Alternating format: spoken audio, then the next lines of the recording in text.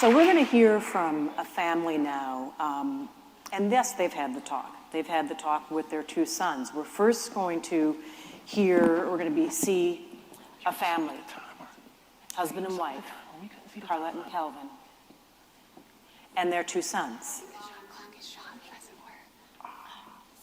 Armonta'e and Calvin Jr. We're going to learn a little bit about what happened to them on an evening when they went to visit a family member, and things just spiraled out of control after they had an encounter with police officers. We'll hear their story, and we're going to talk a little bit with them about what happened that evening, what could have prevented what happened that evening, and lessons that maybe we can take from that. And we're going to begin by listening to a clip of a film that asks us to think about what happened. What about Calvin? Let's take a listen.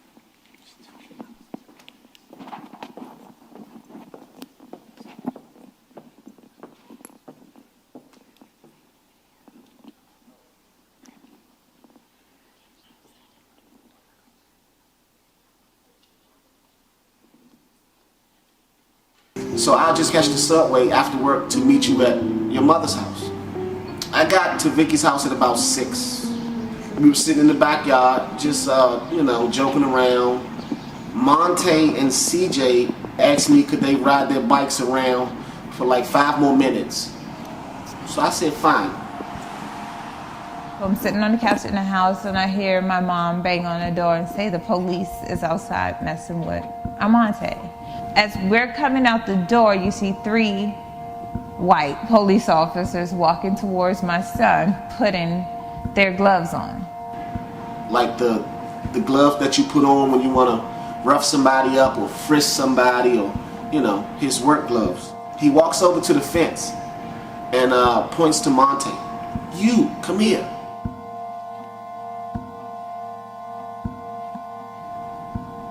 Me, being a dad, walk over and tell Monte, hold up. Calvin stops Armonta'e and say, no, you're not going anywhere. And why do you want to talk to my son? And he was like, who are you?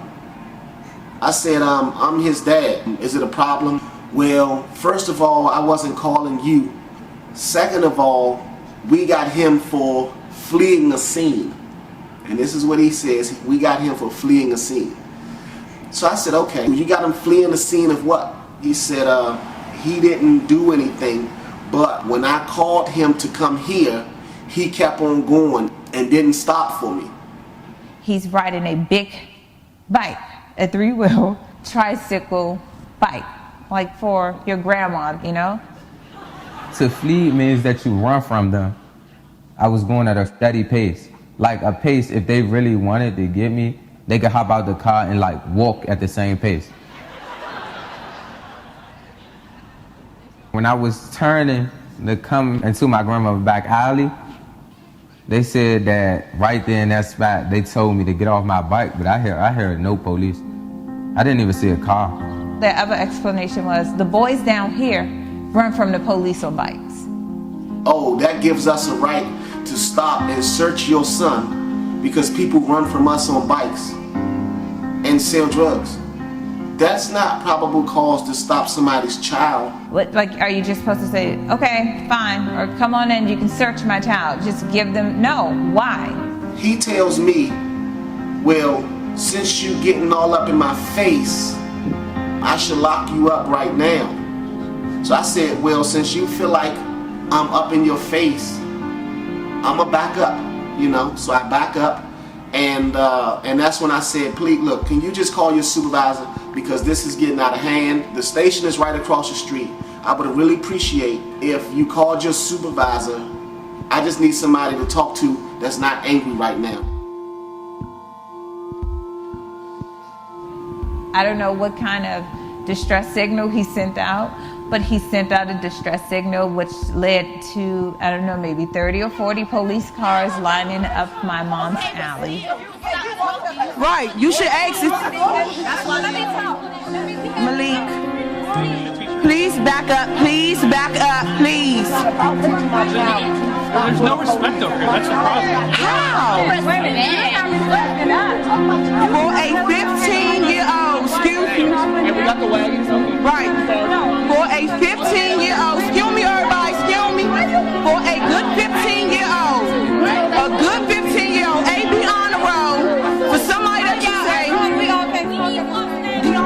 you to go in the house.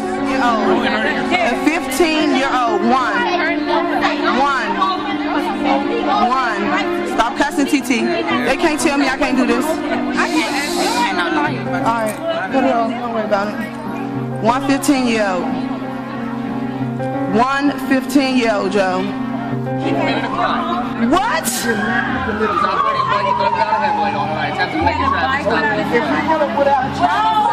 Are you fucking serious? Shut up. Let me talk. I've been trying to have a civil conversation. No. Okay, that's fine. You're going to go to jail too then. Jail too then. Why you gonna lock Interference. but a minor, that's her son. That's her son. But now he's just now saying it. Now. It was shocking to me. I was just taking it in like all this for a bike with no light. I was just like, If that's what you wanted, then why did you need to search him or do anything else? 15-year-old. No, okay. For 15-year-old. 15-year-old. What you about to do? Mom, move before they touch you. Why y'all gonna lock Calvin up? The one in the black shirt, are you serious? Calvin, what you do? Why is he getting locked up? Because we want to know what his Son, you want to know about his son. the way he approached him. Okay. Interference. And I hope you know that he said that this is all because of my 15-year-old nephew did not have a light on his bike. On a bike? A light on his bike? Are you serious? Bikes all day long. A light on his bike. In this house had a bike. 5 minutes. Everybody in this house had a bike. A light on his bike. A light on his fucking bike.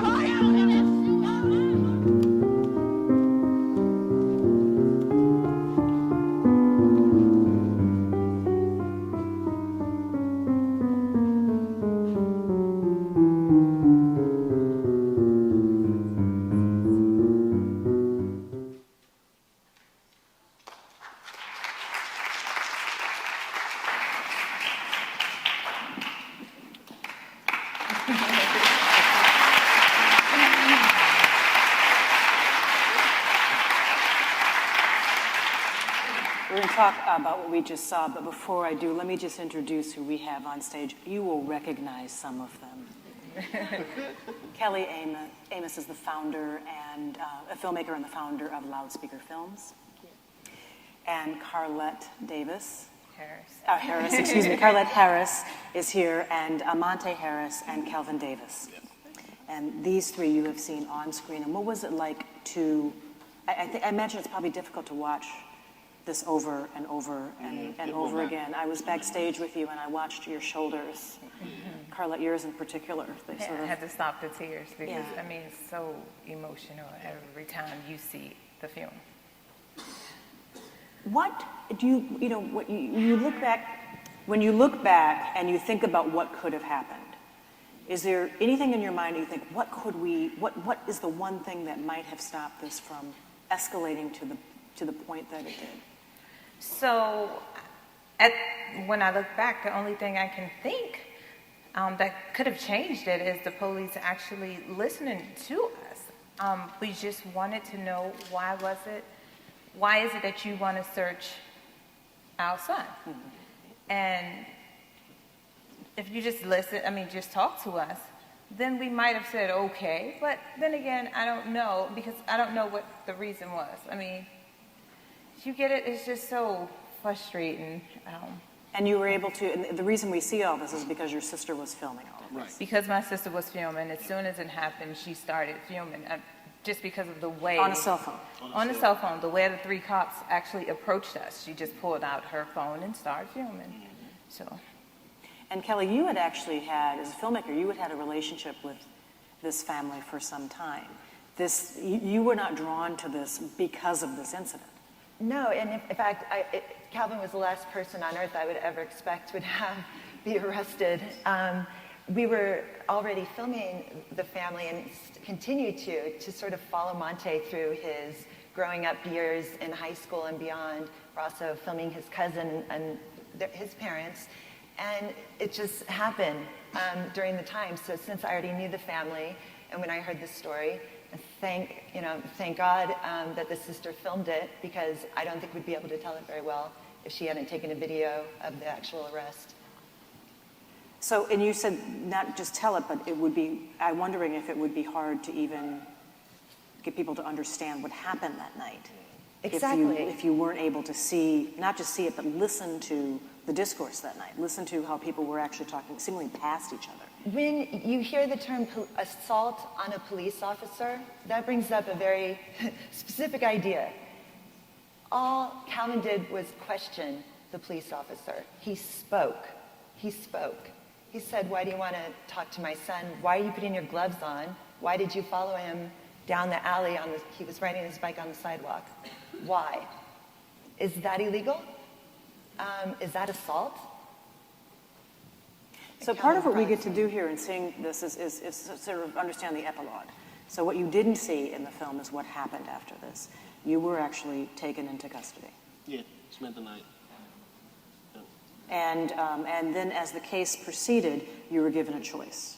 You were offered a deal. Yep.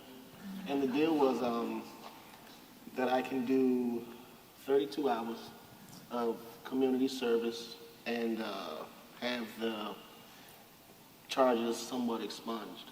Mm-hmm. So I took the 32 hours of community service. And why did you decide to do that when you felt that you had done nothing wrong?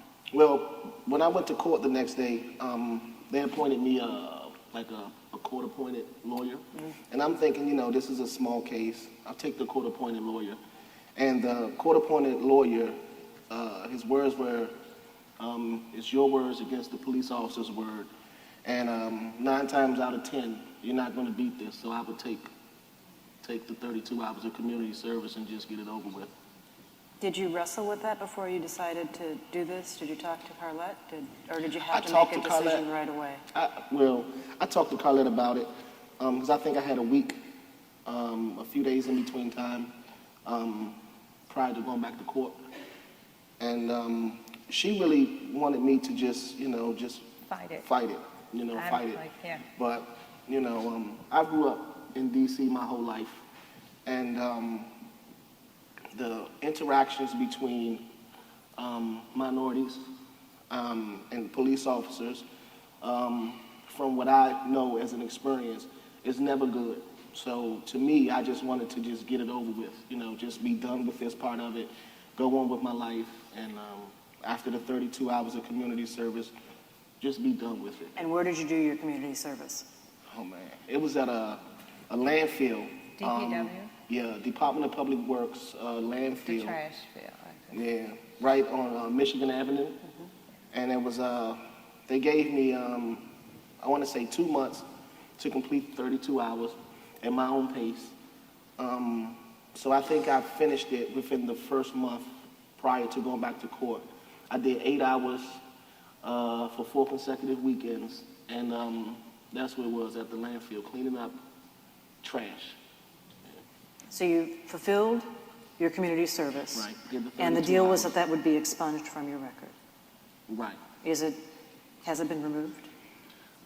Well, not in a sense. Me and my wife recently went through some family changes and have adopted two more boys. Twins.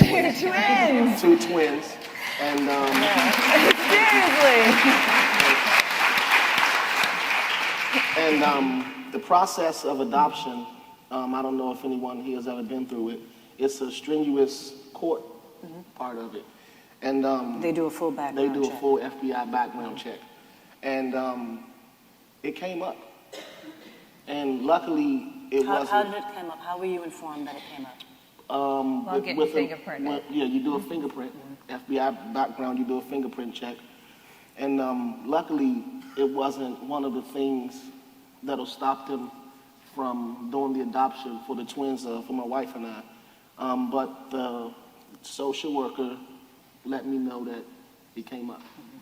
And you had a chance to explain it? Right, and I had a chance to explain to her because assaulting a police officer, specifically to me is physical violence against a police officer. So I got a chance to explain my part of the story to the social worker. And how will you eventually get that removed, because that was part of the deal? I don't know. It's actually in the works now. And, there's something that they call expungement, and you have to physically go to the courthouse, from what I've been told and from what I've investigated myself, you physically have to go to the courthouse and set some type of date, and in some way you can get like a trial where they expunge all of your records. But right now that's in And you plan to do that? Of course, of course. Well, while getting fingerprinted, though, the young lady let us know.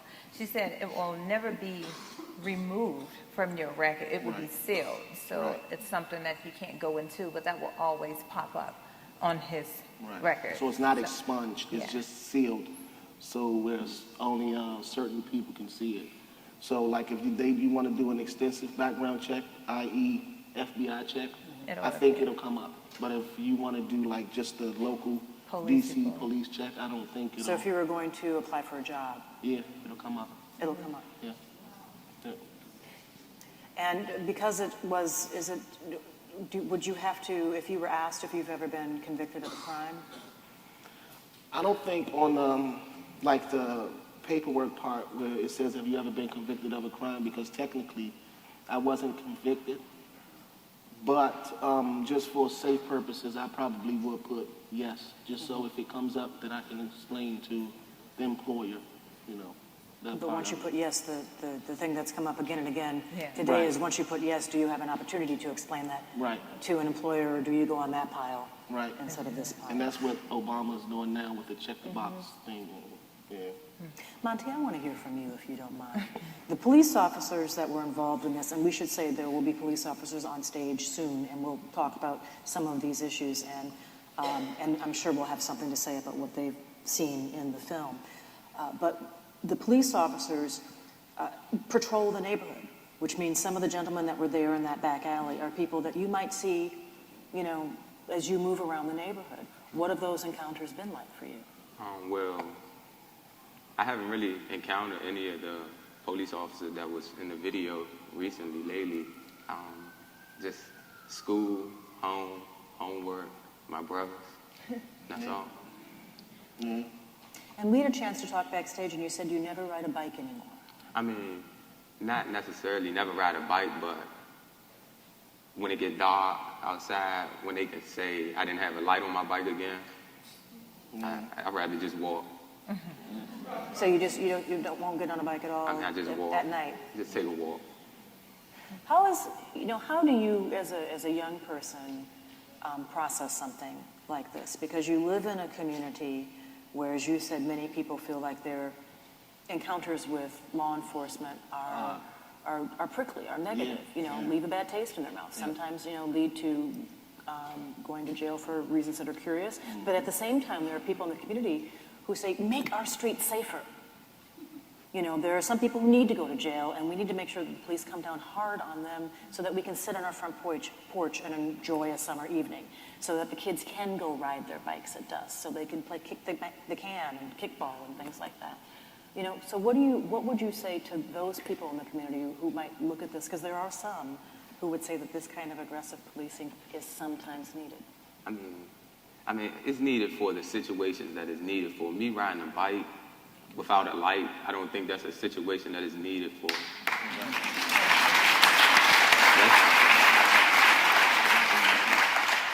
I don't think that's a situation. Someone, getting hit by a car or getting shot or stabbed, that's where I think they should be, but they're not there when something like that happens. It's just crazy. Like the other day, I'm on my way to school with me and my friend, and we walking, and the officer, he just staring at my friend, and he walked over there, he threw something in the trash. He asked my friend, what you looking at? So my friend like, huh? So he like, what you looking at? I whip you with this badge on or without it on. I'm like, just come on. We just went to school. It was just like uncalled for situations that's not called for. Well, that's my first time hearing this, because I would have said, well, where is he? And he always hide it from me. I'm like, well, where is he, he told his mom. His mom is actually a judge in one of the courthouses, in the D.C. courthouse, so she says she's on it, Have your parents given you the talk? What talk? Do they ever talk to you? Well, you know, I guess that could go, pardon me, I guess that could go a few ways, but when you leave the house, particularly now, you know, after this encounter, do they tell you, do they give you advice? Son, this is how you should carry yourself. These are the do's and the don'ts. Please think about that. So what do they say to you? Every day, just, you know, get your work done, come back home, families first. Tell them the truth. Make sure your pants not Keep your pants up, have a belt on. Loud music on the subway. Stay away from. Okay, why don't you just give him the talk right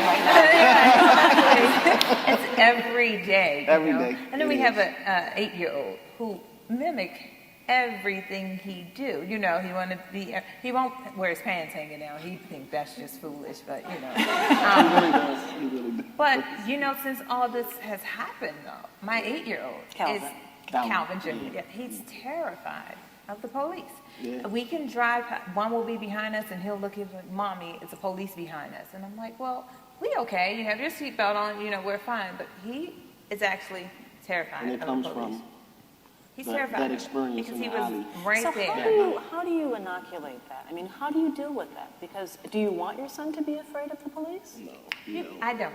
I don't want him to be afraid of the police because again, it is in situations where you do want police in your neighborhood because you do have the young kids out here committing so many crimes and doing so many things that you do want the police in your neighborhood, and you do want your child to be able to go up and speak to the police and let them know that the police is here for you.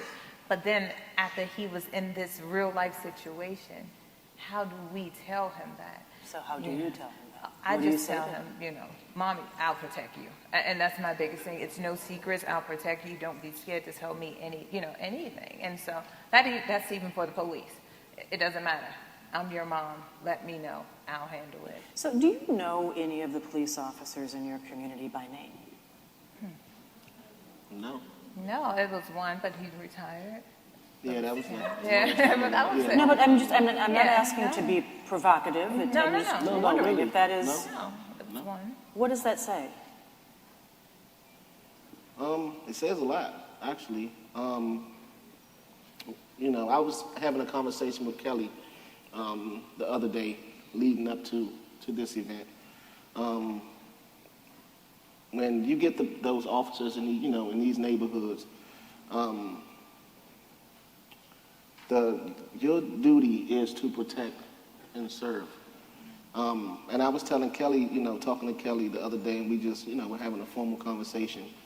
I said, when the officers come to these neighborhoods, it seems like that their whole duty is to seek and destroy. To me, really, that's what it seems like, because the encounters, like, there's no positive encounters. So with the police how do you fix? I mean, because when you talk to police officers, and I've talked to many of them, they feel that they face a wall of distrust or hatred, and they would like something different. They would like to figure out how to bridge that gap as well. There are people who are doing really innovative things. Tracy Mears at Yale is having in Chicago police officers interview young people in the community and vice versa, almost in a StoryCorps fashion. And it's interesting what they have, what they can actually say to each other if they're alone in a room and have a chance to talk. In Birmingham, Alabama, the police chief was sending police officers into schools at a very young age to read to students, so that students would see a police officer's badge and see his name, and they would get to know young people. And as they grew up, they would remember, I remember Monte, he really liked Curious George, or whatever. And some of those things are looked at with derision, like sort of soft approaches to policing. But do those kinds of things make any sense to you? They do, those things. I just wanted to point out that prior to the incident, both Calvin and Carlet were raising their children to be very respectful of the police. This sort of negative, Monte has had, he actually can't remember how many times he has been approached by the police in D.C. Walking his dog, riding the metro and playing with a friend, and the next stop the police are there waiting for him. And it seems as he's getting older, it gets a little worse. So, yeah, and so I think I just don't want, I want the idea that, the police are here for you, they're the good guys, and when you see the rest of the film, you'll hear them talk about that. So I think, when you talk about having the community, there is no accountability right now. The only reason we know this is because somebody put it on cell phone footage. But even after he was arrested, even after the sergeant in charge found out what actually was happening and what had happened, he still signed off on charging Calvin with 2 crimes. So I think, where does it stop? I mean, that's incredible. Yeah, because how did everyone watch this and allow it to happen? That night when he got arrested, they said, well, he'll be let out tonight. I remember, they said, he'll be let out tonight. But then when you had your interview, the cop decided, oh no, we want you to stay tonight. Yeah. And that's exactly what they told him. The arresting cop said he wants you to stay tonight. It was actually 2 charges. Yeah. It was assault on a police officer and tampering with evidence. Tampering with evidence. Yeah. So, Which is I Monte. wanted to know, what's the evidence? Are you calling my son the evidence?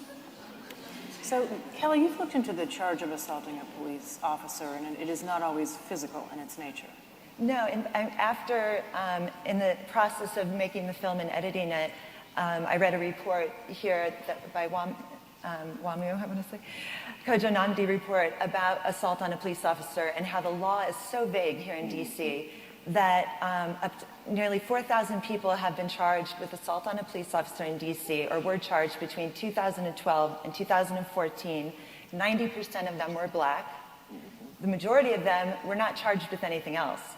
So if you can use a law that just by talking to a police officer you can be charged with assault and there is nothing else, what is happening? And they're all black citizens. How can you expect Monte to believe and respect an institution that treats his father like that treats him like that? And this is something that is being discussed right now within the police force, and it'll be interesting to hear when we to hear from law enforcement officers when they actually take the stage. We don't have much time left, but I wanted to make sure that there was time for at least a couple questions in the audience. And you got your hand up so fast that we're going to call on you first.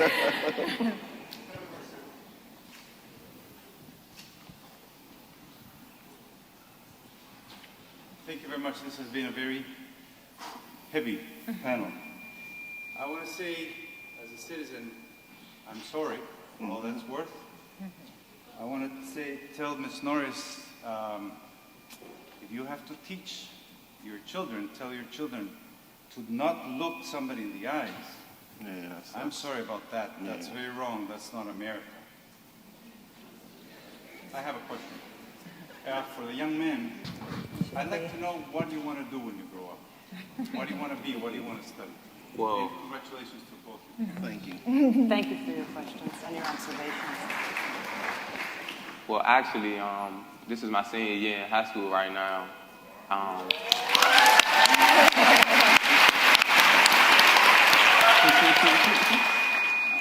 So, I'm actually playing rugby. I would really like a scholarship for that. We would too, right? But I've been actually really thinking about going into the DC Fire Department, but still going to take college classes at Nova, the University of Nova, still to get my degree, because I don't think just being in the fire department is enough. I still need my degrees.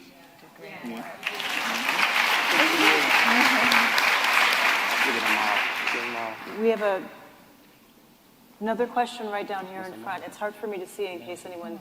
Oh, there you go. And then we'll go over there. Hi. So, hi Armonta'e, hi everyone. I taught Armonta'e last year. And Armonta'e, I was surprised when I saw you on the agenda. My question for you is, how does this affect you at school? Is there a parallel structure to what you see with the institution of the police? Is there a parallel issue with education? Yes, no. How do you see it? I mean, I don't really see it as a problem with school, but it gets in the way. It gets. You understand his question? I mean, I understand the question. Okay. I understand the question. I mean, but as far as it, I don't feel as though being judged by the police. I mean, that's every day. So it don't get in the way You just have to be stronger. You have to be, you got to want to go to school. You got to know that when you go to school, you might get into one of the situations, and you have to just be above it and know what you're doing. Since we're going to have law enforcement officers on stage soon, and we could go on, but we have to move on to the next panel. Okay. I want to end by asking you to pose a question that they might consider answering. As far as law enforcement? Yes. What would you, if you had a chance to sit down and speak to a law enforcement officer, you know, what would you want to know about how they do their job, or what question would you pose to people who work in law enforcement? Why? Oh, well, me? Yeah, I was going to ask you. Why was my stepdad arrested that night? Like, why was my little brother outside crying because I didn't have a light on my bike? What was the charges for? Is there anything you would ask them about how they do their job? Not just about that night? Calvin, what about you?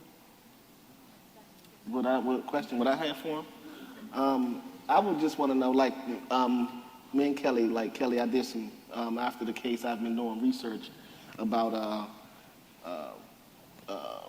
racial issues within the U.S., and they changed that law in 2007 that I've read, that APO, the assault on a police officer. I want to know why in 2007 was it changed to be so vague? You know, prior to 2007, that law was specifically assaulting a police officer, hands-on assault with the police officer. After 2007, I just want to know, why did the law become so vague where people can actually get locked up for a long time, lose your job, and not be able to get a job because of that law? Like, what happened from 2007 in 2007? What led to that law? Thank you for that. Calvin, Armonta'e, Carlet, Kelly, thank you very much. Thank you.